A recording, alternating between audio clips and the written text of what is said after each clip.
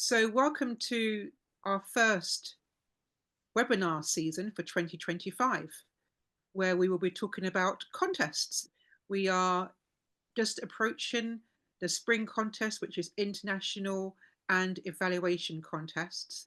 And I would like to welcome our District Chief Judge, Arnaud Sartre, to introduce this session. Thank you. Thank you very much, Debbie, and welcome everybody for joining us today.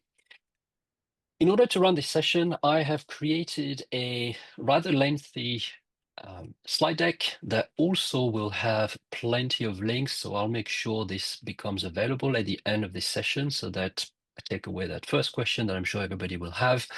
And the slide deck also will contain, well, already contains a number of pages of regularly asked questions together with answers. Now, if there are additional questions today that were not already part of those slides, I'll make sure that that's also included, and everything will be shared afterwards. But before we get on to the question, what I will do is share my screen and the slides that I will be presenting today. So first of all, if I get a couple of thumbs up to confirm you can see my screen, that would be wonderful. And I take it that because I see thumbs up, you can also hear me. So that's good news. All right. So this is the Contest Masterclass Take 2. So those of you that were at the September webinar will most likely recognize those slides, and they have probably not changed a great deal. What I will do differently today is put more focus on those areas that make a difference at this time of the year as we get ready for the International Speech Contest as well as the Evaluation Speech Contest. So let me make a start, and what I will cover today, I will do a very short tour of why we run speech contest. I will talk about our contest this year in District 91, which basically should be no surprise to anyone. And then we'll spend a little bit of time on eligibility, and I'm sure there may be one question or two, certainly looking at the various debates online, whether there are WhatsApp groups, Facebook groups, emails, and others. I'm sure there will be at least one or two questions on eligibility. So hopefully I'll be able to cover all of the points that you have on your mind and answer all of your questions. We'll talk about the selection sequence, which is an important element of the speech contest, especially as we have clubs that are in person, online, or hybrid, and the consequences of all of this into the next step at the area, division, and district levels. I will probably skip the speech subject and preparation because I believe everybody knows that we can talk about pretty much anything as long as it's within some kind of decorum of appropriateness. And then we'll talk about the general procedure for our contest, protest, disqualification, use of props and electronic devices, which are very basic rules that have not really changed in quite a while, although for protest and disqualification, there is a slight change this year in the rulebook that I will cover very specifically. But other than that, everything else is available. And as you can see, resources will be an entire page of links for you to look at. And there will be also frequently have questions and their answers so that you can reference what we're talking about today. So let's go back to the very basics. Why do we run speech contest? Very simply, it's to showcase our best speakers, to learn, to engage, do some outreach. It's a PR opportunity. It strengthens the links between our clubs, areas, division, district members.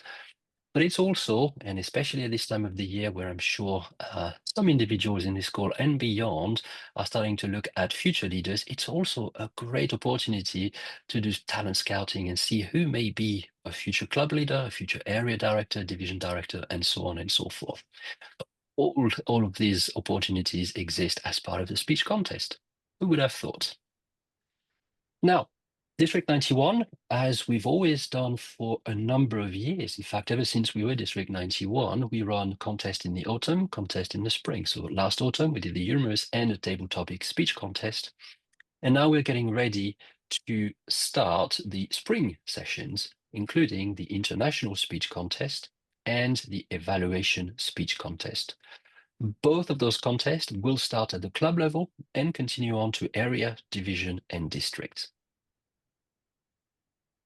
Now, I must remind everybody, because this is an important rule which caught me out when I was an area director, so I like to reference it over and over again.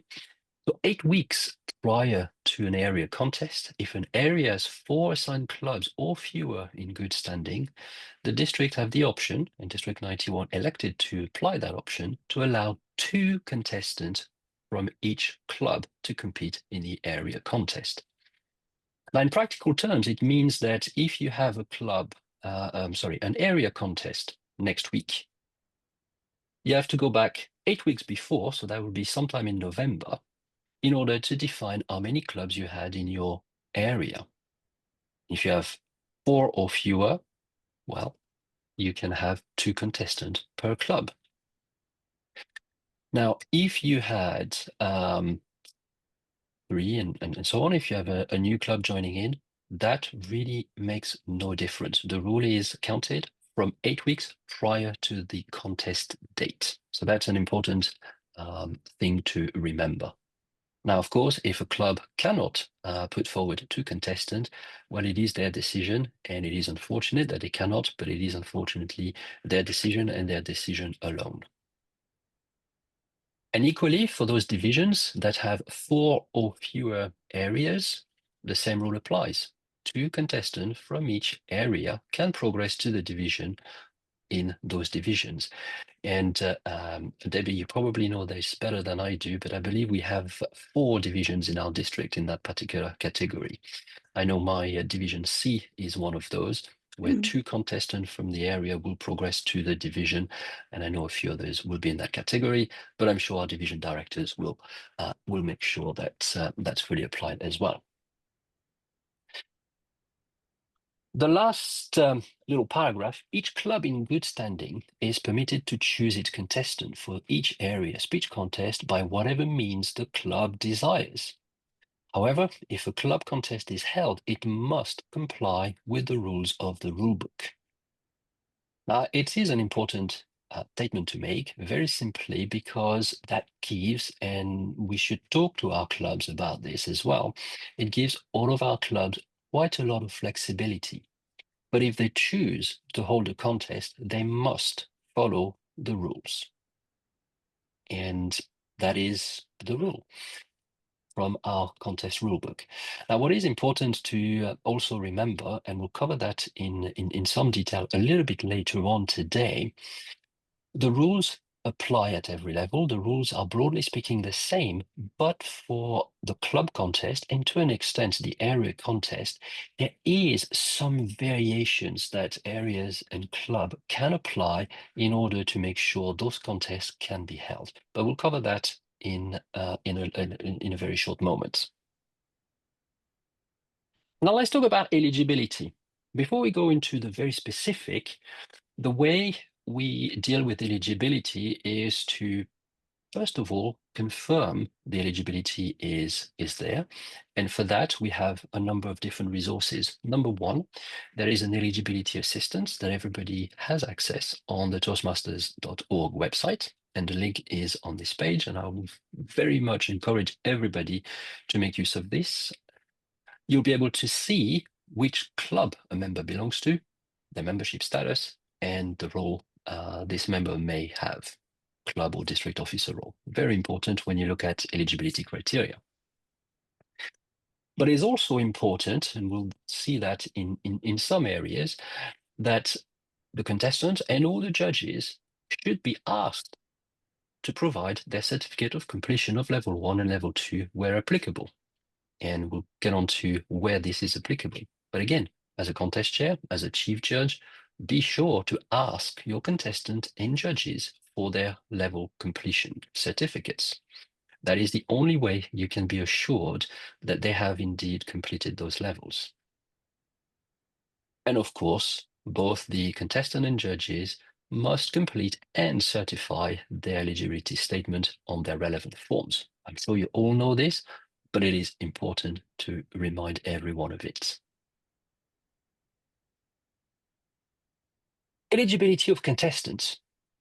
The first statement is very important. To be eligible to compete in any Toastmaster speech contest, a member must be a paid member of a club in the area, division, or district they are competing. The club must also be in good standing. So in other words, the club must be of at least 8 paid-up members. A new dual or reinstated member must have dues and membership application current with HQ. That's also an important statement because I know many, not too many, but quite a few of our members are dual members. The second bullet point, which is equally important, but perhaps more well known, is that a member must maintain eligibility at all levels of any contest. So in other words, if you have a break of membership, you may be into some interesting trouble.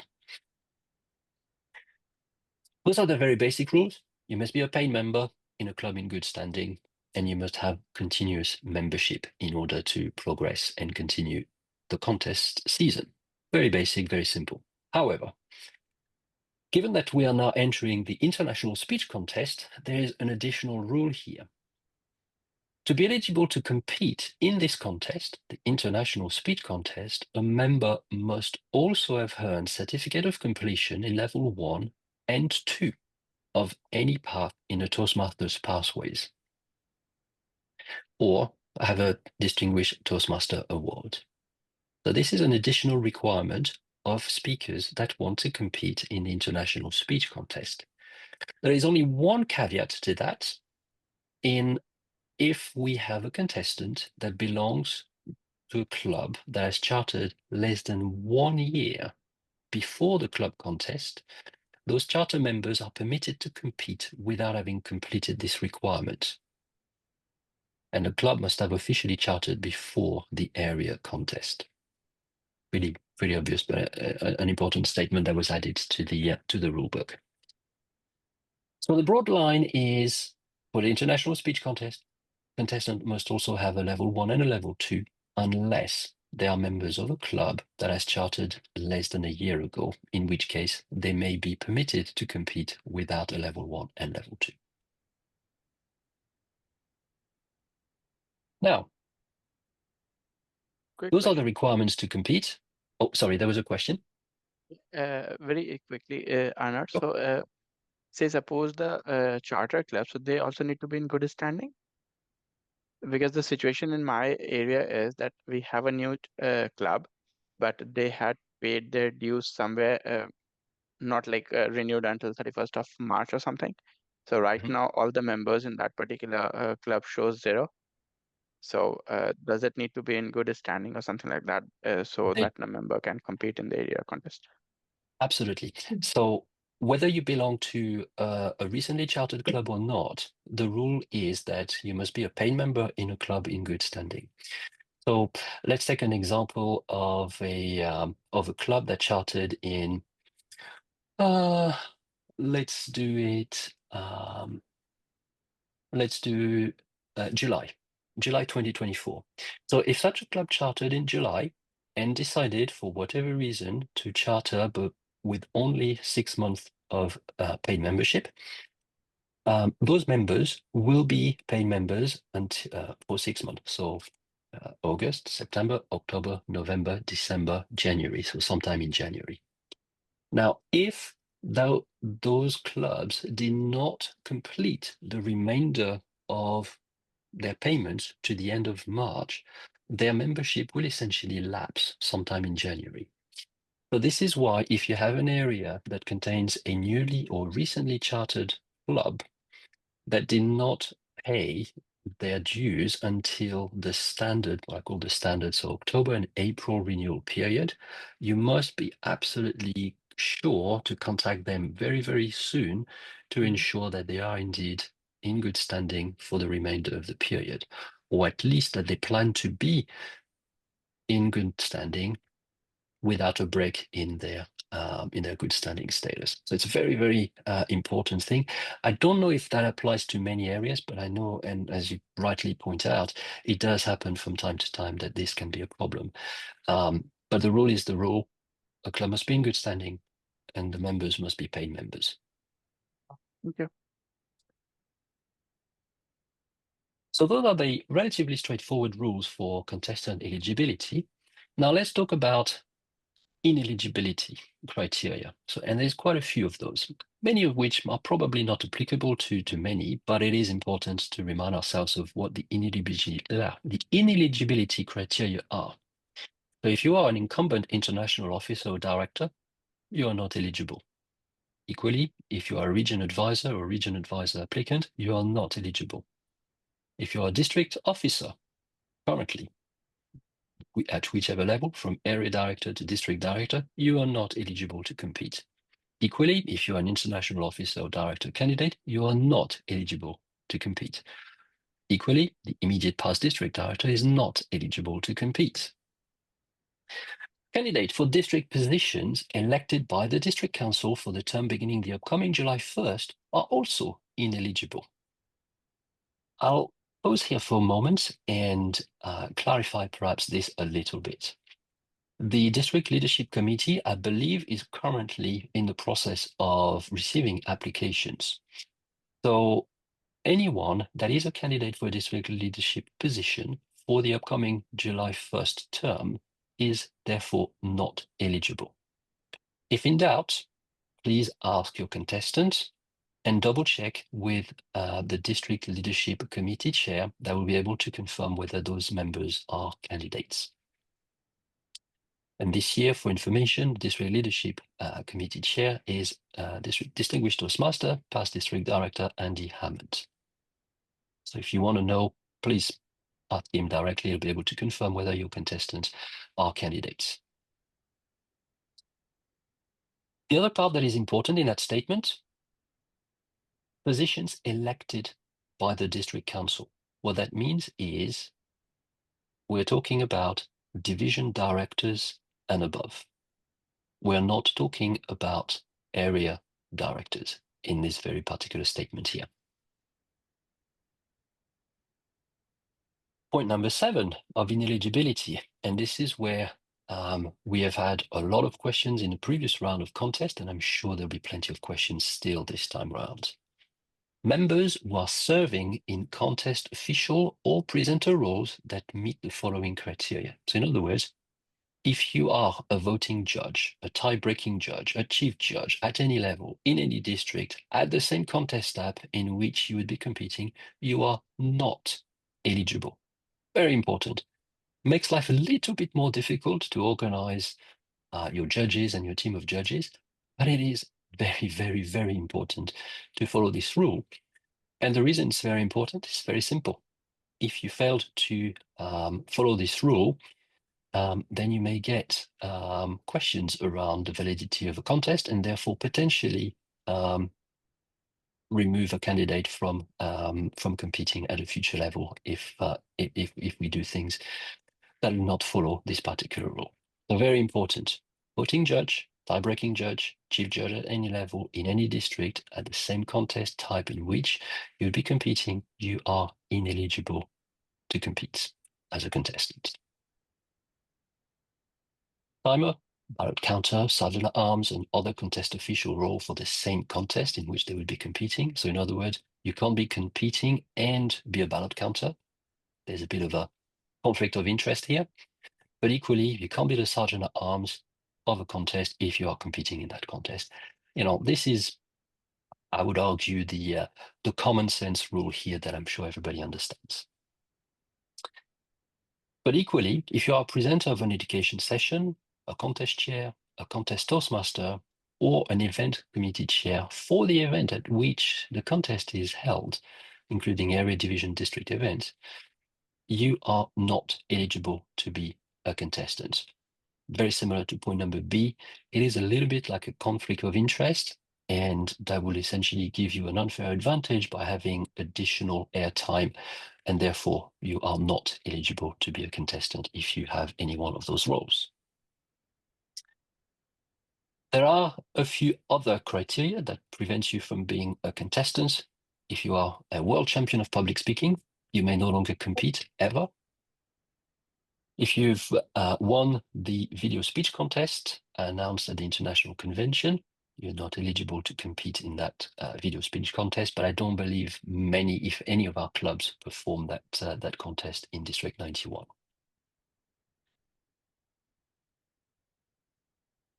And this last slide is also very important because I know it's happened in the past in our district and in many other districts around the globe. Toastmasters who are members in more than one club and who meet all eligibility requirements are permitted to compete in the club contest in each club in which they hold a membership. That's important. They can compete in every club they belong to. However, no contestant can compete in more than one area speech contest of a given type, even if the two areas are in different divisions or districts. Very important. I'll take my own example, for instance. Although, well, I'm ineligible because I'm the district chief judge and I wouldn't be, but assuming I were not a district chief judge, I belong to two clubs in two different areas, in two different divisions. I would be perfectly okay to compete in both clubs. However, if I were to be eligible to progress to the area contest, I would have to choose which area to progress to. I will not be able to progress in both areas. Very, very important to keep that in mind. It doesn't apply to many people, but I know we have a few hundred members in our district that are members of multiple clubs to which that would be applicable. And last but not least, each contestant must be physically present to compete beyond the club level. So all of the exceptions from the COVID years have now been removed, and from area contest onwards, every contestant must be physically present in a room. So I'll pause here and maybe take questions if there are any on eligibility for the time being.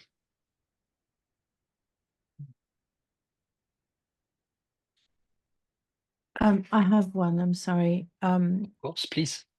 Who of the chief judge and the contest chair checks the eligibility of candidates? Do you know? Of contestants, that is Yeah. typically the role of the contest chair. Okay, thank you. But again, it's not as such a rule. It is a good practice. So the contest chair checks the contestant eligibility, the chief judge checks the judge's eligibility. But equally, you could also, and this is something that we do for the district finals, for instance, we also check with world headquarters to verify that everything is perfectly in check.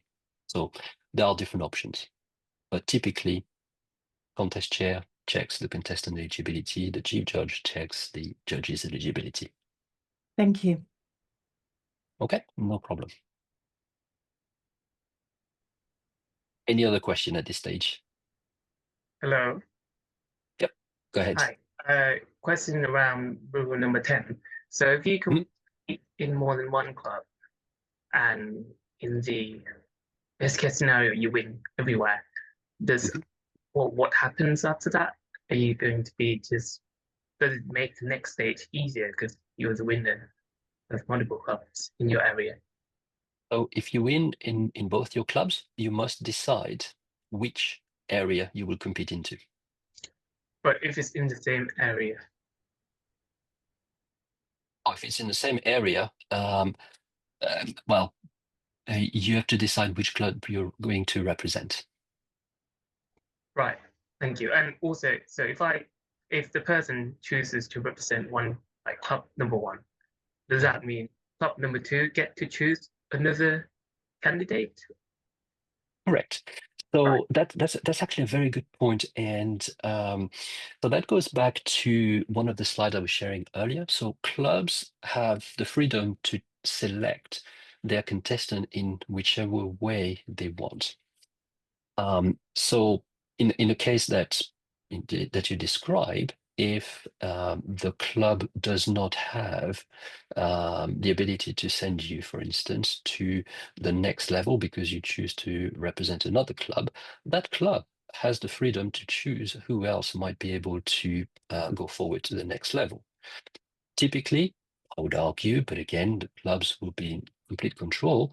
The second place of their club contest will go forward because that is essentially a situation where the first place contestant is no longer able to progress. So you go to second place or third place or fourth place, it depends. So that's typically how you would go about deciding how to deal with those situations. Cool. And Thank if you were the only contestant, of course, therefore you don't have a second contestant, so the club has to decide who's going to be representing the club at the contest level, at the area level. It's a good question, very, very good question. I don't know if it happens very often, but if it does, it's a good one. Thank you for asking. Thank you. Okay, all right, let's continue. How long have we got? Oh, 26 minutes, perfect. All right, so let's talk about eligibility of judges and functionaries. Relatively straightforward here.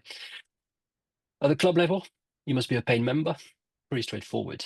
At an area, division, or district level, you must be a paid member for a minimum of 6 months. So the criteria tightened up a little bit. And have completed a minimum of 6 speeches in the Competent Communicator Manual if you are a dinosaur member like myself, or have completed level 1 and 2 in any of the Toastmasters Pathways learning experience. Only members who join Toastmasters prior to the rollout of Pathways in their region can apply speeches from the Competent Communication Manual towards eligibility for judging. Now, I don't really have that much information. I don't know, Debbie, if that's something that's readily available, but I very much doubt this would be a big issue for many of our members. Pathways was rolled out in 2018, if I'm not mistaken. So in our district, therefore, having members since 2018 and before that have not now completed level 1 and 2, I would imagine would be very, very, very limited. But if that case arises, we have a rule for it. Now, subpoint C must be physically present at the contest for which you are serving. So let's remind ourselves again. This is for area, division, or district. You must be physically present at the contest to be a judge. Very different at the club level. You may have an online club contest or a hybrid club contest with contestants and judges in any way that you like at the club level. But from area onwards, in person only for both contestants and judges. Very, very important. Last but not least, all other contest officials, ballot counters, sergeant at arms, and so on. And of course, and very importantly, the evaluation contest test speaker must be paid members. Now, that's an important point that's also part of our rules, because I know that question happens every year. And the question goes as follows. Can anybody be a contest speaker for the evaluation contest? Well, the answer is no. Those test speakers must be paid members. Doesn't say paid members of clubs in good standing, but they must be paid members. Very important clarification here. All right, let's continue. A quick question, sorry. Of course, please, go ahead. So in terms of the contest test speaker, do they need to be level 2 as well? No, there is no requirement of that nature for the contest test speaker. They could have been members from the day before the contest. That's absolutely fine, as long as they are paid members. There is no educational requirement to be an evaluation contest test speaker.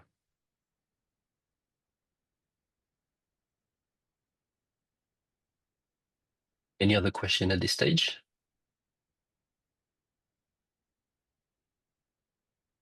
Okay, let's continue. I've covered this, broadly speaking, Each club in good standing is permitted to choose its contestant for each area. Speech contest by whatever means the club desires. Club contest is held, as I said a couple of times earlier. It must comply with the rules in this rule book, and the contest result is final. Very, very important. So let's continue. Speech subject and preparation. Contestant will select their subject, really straightforward. Table topic, typically determined by the contest chair, but we've done that already, so we're good. The subject of evaluation contest speeches must be limited to oral evaluation of the test speaker speech. Contestant must create their own speeches, and that ties into the potential protest that we'll cover in a minute, and each must be substantially original. So let's cover a little bit what that means here. Important for the contestants to remind themselves. 25% or less of a speech may be devoted to quoting, paraphrasing, or referencing another person's content. Any quoted, paraphrased, or referenced content must be so identified during the speech presentation. Very, very important here. In a previous round, I had a very interesting situation where we were very close to the 25%, and the speaker did not quote that part of the speech. And everybody in the room could figure out it was not original because it was a very, very, very famous quotation that lasted quite a bit. But because it was not quoted as such, that became a ground for protest. So always important to remind ourselves and our speakers that 25% or less may be devoted to quoting somebody else. And if you do so, you must also identify this during the speech. Last but not least, on this bullet point, contestant must not reference another contestant or a speech presented by another contestant. Very important. So this is a slight evolution of the rule compared to previous years. We are now not able to reference the contestant or a speech presented by another contestant. Very, very important. So if Joe Bloggs is a contestant, you can't say, as Joe Bloggs says, or reference any of Joe Bloggs' speech. Very, very important to remember this new updated rule. I'm not going to go over this. All contestants will speak from the platform or area designated by the contest chair. That's part of the contest chair briefing to define the speaking area. But now let's talk a little bit about the general procedure for club contest, area contest, and beyond. If you remember earlier, I did mention that the rules are the rules and they are the same everywhere. But at each and different level, there are some slight variations that will make your life a little bit easier, potentially. So the club contest, the following are appointed. Very important point here, unless impractical. At least 5 voting judges, a contest chair, chief judge, tie-breaking judge, 2 counters, 2 timers. All that means is if, for instance, you are really, really struggling, and I'm not saying that you should do it, but if you are in a very, very difficult situation and you have a club with very few members and you have not been able to bring members from a nearby club to help out, and you have 5 voted judges, but only 1 counter and 1 timer, that's okay. You know, if you want, you may even ask one of the judges to help out if you want a second counter or a second timer. But you have that flexibility at the club level. I wouldn't recommend it, but I do know that sometimes it is difficult to get everybody in place, and the rules do allow for some slight adaptation of those rules, so unless impractical. So please be the judge of what is impractical, but the rules are there to allow you to have a little bit of flexibility. All right. Area contest, very similar setup. An equal number of voting judges from each club in the area, or a minimum of 5 voting judges. Very important here. So not every area has the ability to have voting judges from each of their clubs. So this is why it is now possible to have a minimum of 5 voting judges. Contest chair, chief judge, tie-breaking judge, 2 counters, 2 timers, and basically that's a fairly standard setup. Equally, and again, I will not say this is something you should do as a matter of course, but if you are in a desperate situation, contest officials must not serve in more than one role for the same contest at the area level when practical. So the rulebook does have this bracket where practical. So you may have some very limited possibility to adapt this setup in dire situations. But please do ask your clubs, your nearby areas, and your district leaders to support you as much as possible, so that you have as much as possible all of the necessary contest officials. I see a question, Julie. Yes, you probably answered it while I was fumbling around trying to find the raised hand thing. So No problem. excuse me if it's already been answered, but what's the difference between a contest chair and a contest Toastmaster? That's not a term I'm familiar with. Oh, great question. Again, so not every club, or that doesn't necessarily happen everywhere, but the contest Toastmaster is typically the MC that will introduce a contest chair, for instance. Somebody that will build up the audience, I don't know, give a bit of a housekeeping type of scenario before handing over to the contest chair that will proceed with the contest itself. And the contest chair is the contest chair, doing the basic contest chair duties. Does that help? Thank you. Okay, no problem. All right, let's move on to division.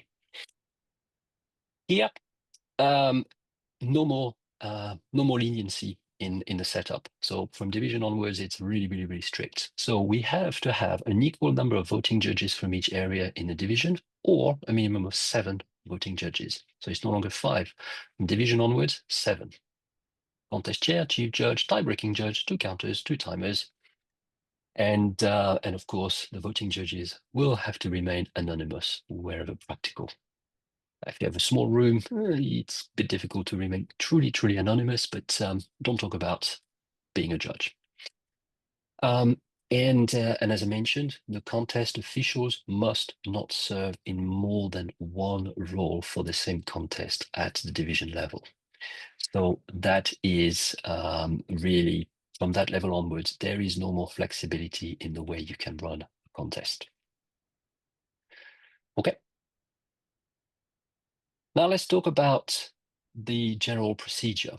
And this is something that I will spend a bit of time and will do a little bit of practice as well, because I've noticed in the past few months that this part of the rule was not necessarily followed to the letter in most, if not all, of the contests that I've attended at pretty much any level. So let's pay attention to this.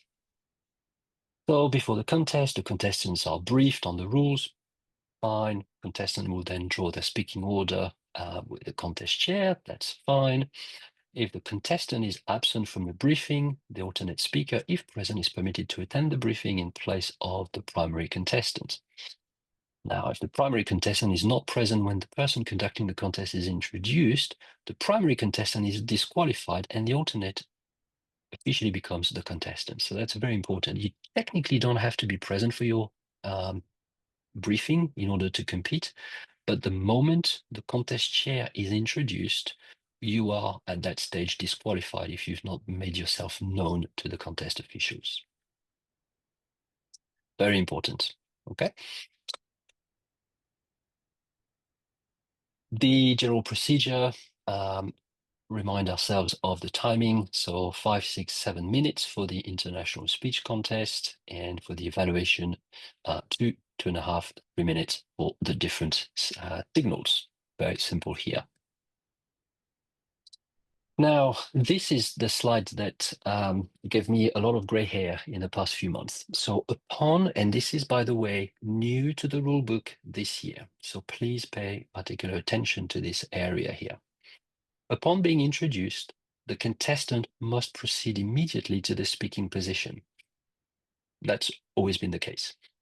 Now, what is new to the rulebook this year is to ensure that each contestant's audiovisual equipment is functional. Each contestant must say, "Thank you, contest chair," after being introduced. If the AV equipment is functional, the contest chair will respond, "You're welcome." That is new. That little dance between the contest chair and the contestant is new this year. It was kind of there as part of our exceptions for hybrid and online contest, but now it is a must for all of our in-person contests. What that also means is that the timing will now begin with the contestant's next definite verbal or non-verbal communication with the audience. Previous rule was a slightly different. It was the first definite verbal or non-verbal. Now it is the next definite verbal or non-verbal. So very important to remind also our timekeepers of that fact. And this will typically be the next word uttered by the contestant, but would include any other communications such as sound effect or stage act by another person. So that's very, very important. That also means that if you have audiovisual equipment and it's not functional, the contest chair will have an opportunity to notify the contestant and pause the contest at the appropriate time, and make sure that the appropriate corrections to the setup is made. Now, let's do a little bit of practice. Who would like to be a contest chair? Don't be shy. Debbie, would you like to be a contest chair? Excellent. All right. Everybody else on the call, make sure you are the audience and you applaud where asked. And I will be the contestants. So we're going to follow the script. And so Debbie, you're the contest chair. I will be the contestant. So let's do a little bit of double act. Ronald McDonald, the Big Mac life story. The Big Mac life story, Ronald McDonald.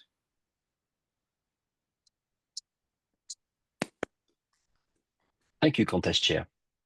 You're welcome. Big Macs are my life.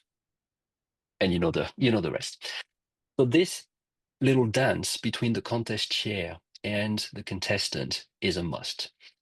And I'll be very blunt. This is not something that I've seen in many contests at any level in the prior round. I'm sure many of you would have done it, but certainly the few contests that I've attended, it was very, very difficult to see this particular practice. But do make sure it is followed. It is important for two reasons. One, it's the rule, but even more importantly, I will argue, is when our speakers progress to the district finals and beyond, this will be the experience they must be accustomed to. So it is very important that they get that experience from the very early stages at the club level, area, division, and of course, district. So that's very, very important to keep in mind. I see one raised hand. Lucy. Yeah, Arnaud, what do you exactly mean by audio visual equipment at an in-person contest? Are you talking about the mic to make sure it's working okay? Could be a mic, yes. Because that's not visual, it's audio. It's only audio. I was confused by the audio visual. I was thinking maybe someone was. So if the contest is being recorded, like for instance at the district finals, that also includes ensuring that there is some kind of communication between the contest chair and the person running the audio video recording to make sure that everything is in play. Typically, those technical aspects would have been resolved before anybody even steps onto the stage. But all of those considerations are there also as part of the protocol in order to catch any last minute trouble. And for those that have been at district events, district finals in the last several years, it is not that unusual to have one or two little technical hiccups that happen with the AV for one reason or another. It's that's the nature of technology. But the bottom line is, these are the rules, that little dance between the contest chair and the contestants. So please do keep that in mind when running your contest. Okay? So let's continue. We've now covered pretty much all of the key areas. So I'll skip on a lot of the details here. But before the contest, the voting judges, counters, and timers will be briefed on their duties, and all of this is very clearly laid out in the rule book.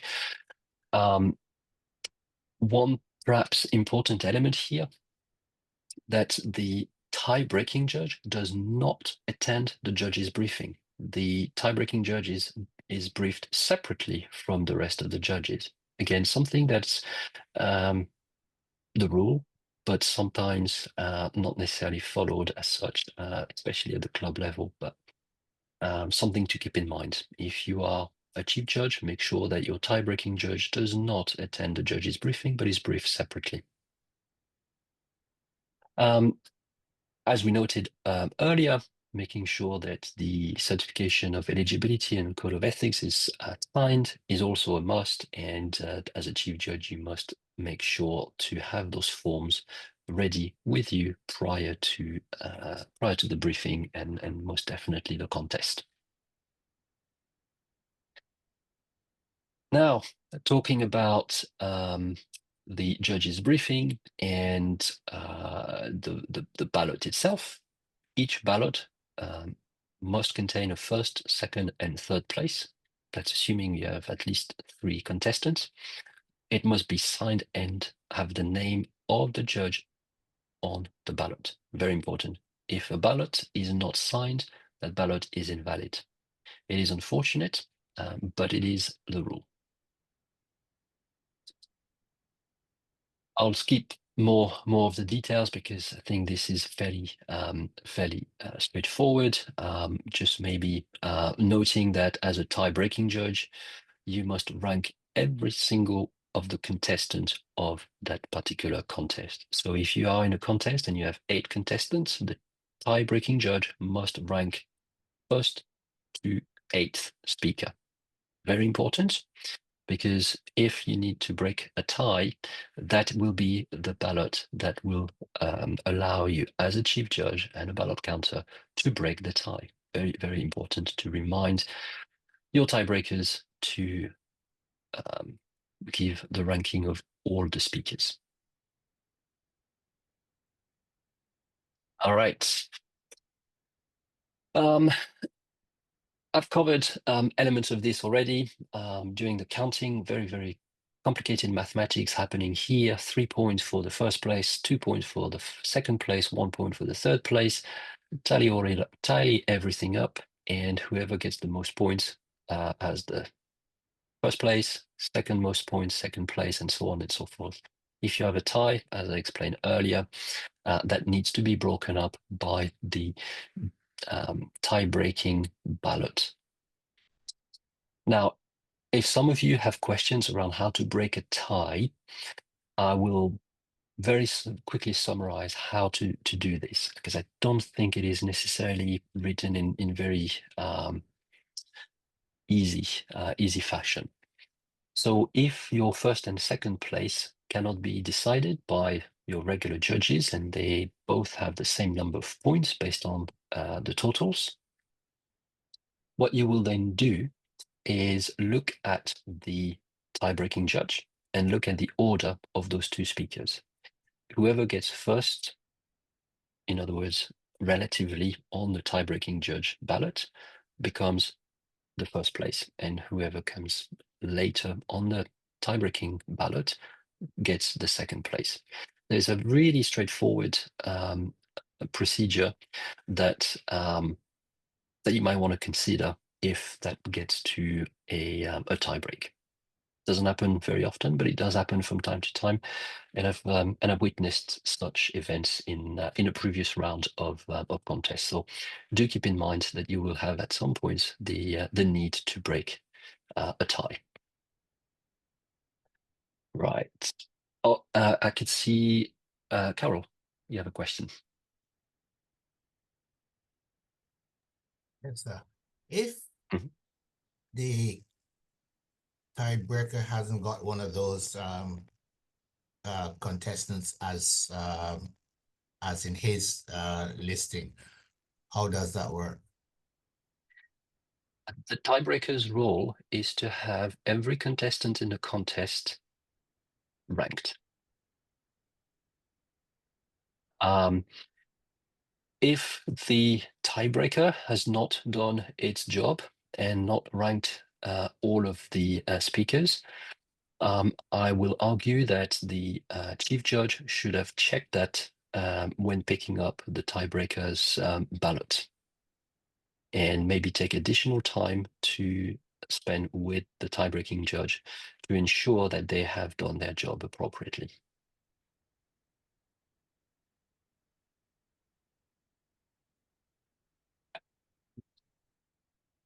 All right. So now that the judges have done their job, any tie breaks have been broken, it is important that the notification of contest winner form, item 1182, is completed by the chief judge with the ranking of all contestants. And I will repeat, all contestants. And that needs to be submitted to the next level contest chair, very importantly, so that they can then contact those contestants in order to prepare the next level. Let me just tell you a very quick story, and I'm sure Debbie will like it. As you progress and get towards the district finals, you do not want to be in a position where you do not have a contestant for an area or a division for the next level. Many years ago, and the names and areas and division will remain silent, but I was part of a contest and I had to organize the next level. And it turned out that the previous round did not give me anything beyond position 3. And I knew there were more contestants than 3 because I was present at that event too. But unfortunately, contestant 1, 2, and 3 were not able to make it. So what do you do in that case? Very complicated. So we do not want to be in that situation, having to go back to archive records and have a very difficult conversation with an area or a division director to trying to figure out who was ranked beyond place number 1, 2, and 3. So do make sure that once you have your result, the contest winner form is filled in. And by the way, it really should be filled in prior to even the result being notified at the contest. Forward it to the next level contest chair as soon as possible, within a few days. Very important. And I'm sure Debbie will remind the division directors to do that very promptly for each division event so that we don't have to worry about it for the district finals. But very, very, very important. So that's the what I would call the straightforward and not so much fun bureaucracy. But the part that is also important, which is also another form, 1168, that is the result form, that also needs to be completed by the chief judge with the name of the winners in reverse order and submitted to the contest chair so that he can actually and easily talk about who won the particular contest. So that form is, it's a form, it's a very basic form, 321. But it is an important one because it makes life much easier when spelling out the winners of a contest.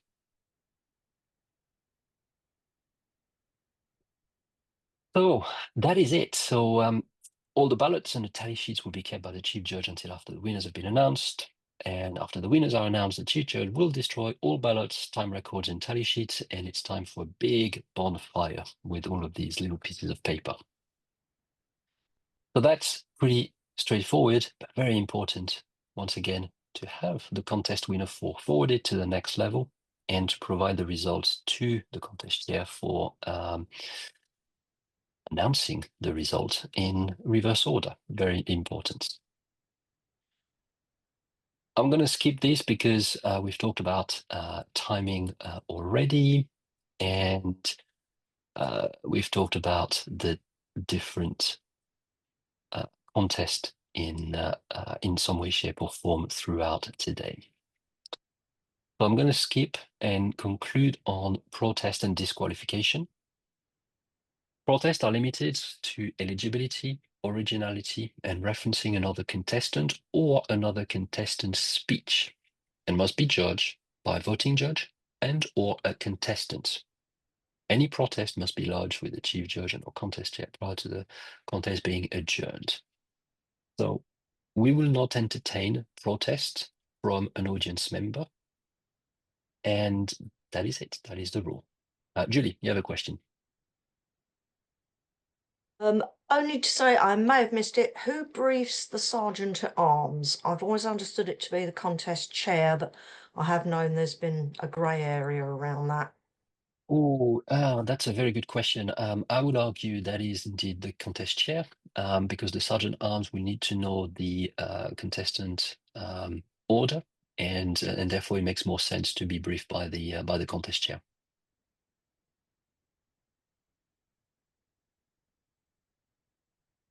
Okay. So continuing on the protest, so the chief judge, contest chair, voting judge, and the contestant must not consider protest from audience members. Very, very important here.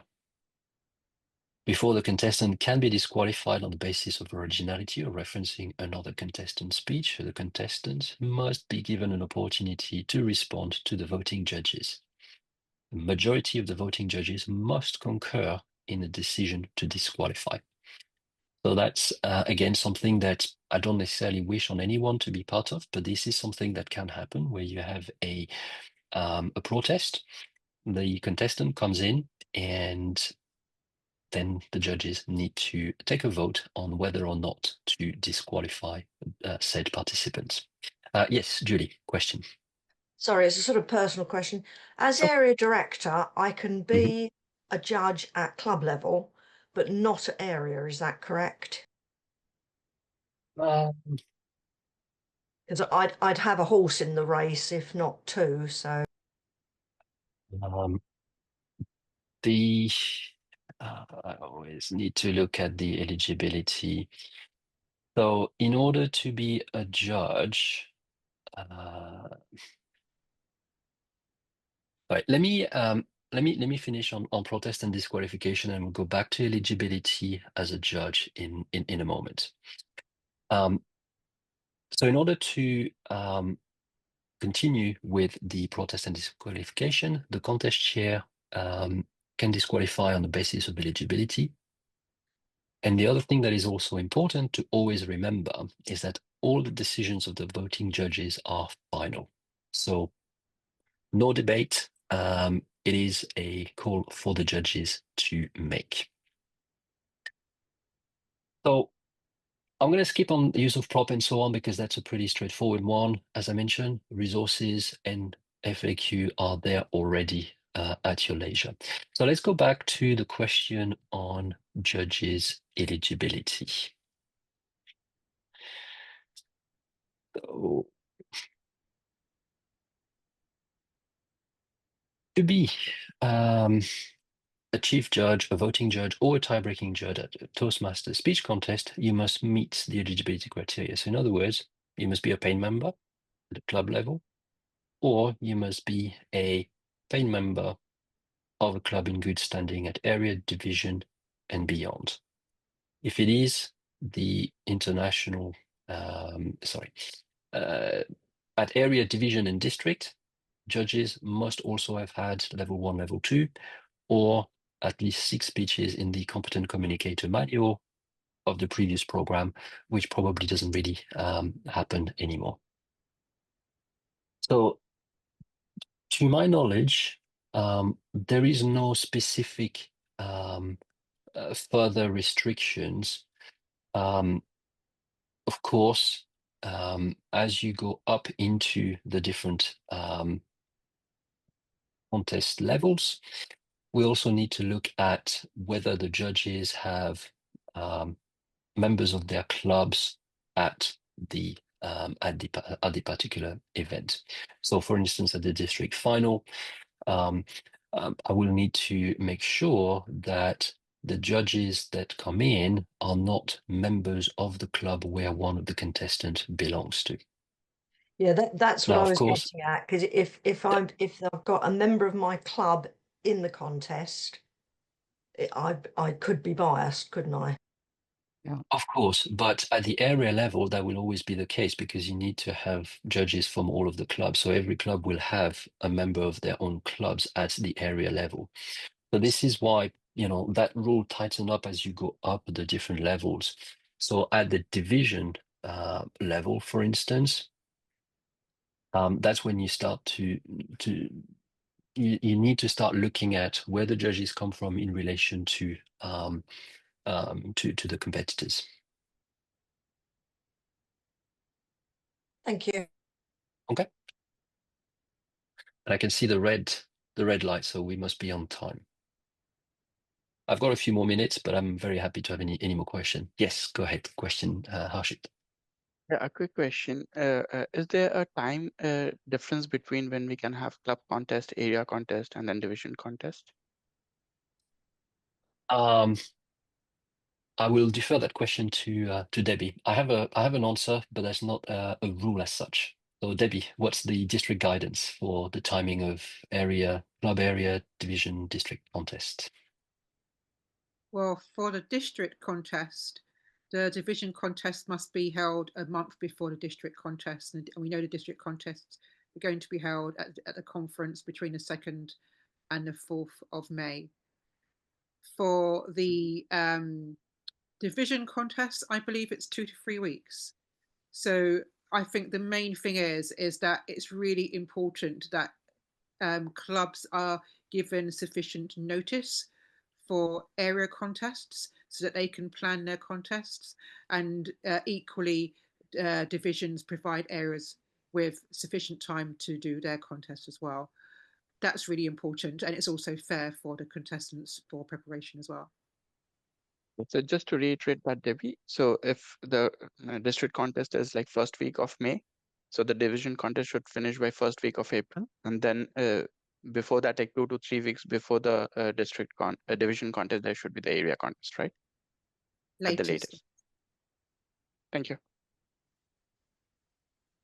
I think as a rule of thumb, the more notice you give, the more time you give in between every level, the better, because contestants will have a chance to practice maybe at another club, maybe in another district, and it's really it helps from a logistics standpoint to have as much notice as possible. It helps the clubs, it helps the district leaders, and it also helps the contestants to prepare themselves. So the more you can give. All right. Any more question? Last one for the road.